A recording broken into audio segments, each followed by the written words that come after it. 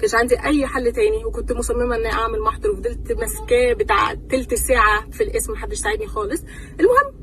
المهم ان احنا في الاخر رفعت محضر، وبعدين الموضوع راح النيابه 6 شهور، ما كانش فيه اي رد خالص. بعد ال6 شهور ده قضيتي اتحفظت، وبعد ما اتحفظت عملت تظلم مره واثنين وثلاثه، وكل مره التظلم بيترفض. ليه بتتحفظ القضيه بتاعتي؟ بتتحفظ لعدم كفايه الدليل. مفيش دليل ان الراجل ده اتحرش بيا.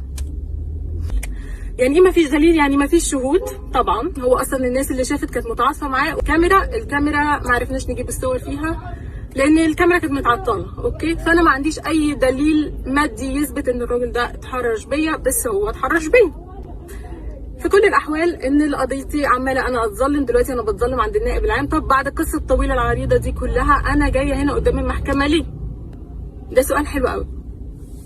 انا جايه هنا قدام المحكمه النهارده علشان الراجل اللي اتحرش بيا رفع عليا قضيه، لان انا